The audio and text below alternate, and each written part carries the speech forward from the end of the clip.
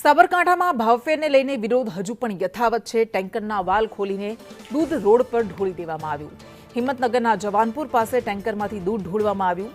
બે ટેન્કરના વાલ ખોલી દૂધ રોડ પર ઢોળ્યું। લાખો લીટર દૂધનો રોડ પર વેટફાટ કરાયો। અટકાયત કરાયેલ પશુપાલકોને છોડવાની માંગ થઈ રહી છે। તો સતત પાંચમા દિવસે સાબરકાંઠામાં પશુપાલકોનો વિરોધ યથાવત છે। આજે ફરી એકવાર દૂધ ઢોળવામાં આવ્યું રસ્તા પર। વધુ વિગત સાથે સંવાદદાતા હિતેશ રાવલ જોડાયા છે। હિતેશ, સતત પાંચમા દિવસે દૂધ ઢોળીને વિરોધ પ્રદર્શન કરવામાં આવી રહ્યું છે। શું કહી રહ્યા છે પશુપાલકો?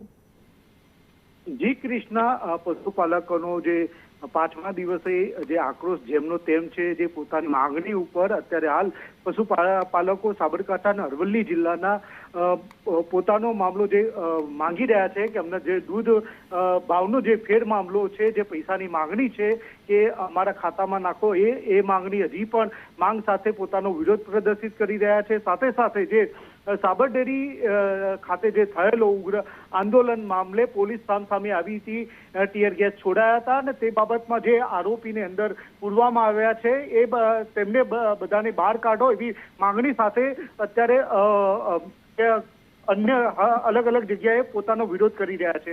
સમગ્ર ઘટના આજે સ્ટેટમાં રૂટ ઉપર જે આવતી ટેન્કરોને પોલીસ પ્રોટેક્શન સાથે સાબર ડેરી લેવાઈ હતી। તો રાજેન્દ્ર ચોકડી પાસે જે આવતી ટેન્કરમાંથી શખ્સોએ દૂધની વાલ ખોલી નાખતા હજારો લીટર રોડ ઉપર વહી ગયું હતું। જોકે અત્યારે હાલના વિરોધ વચ્ચે હાલમાં પણ પશુપાલકો પોતાની માંગ ઉપર અડગ છે। જી કૃષ્ણા। જી બિલકુલ, આભાર આપનો।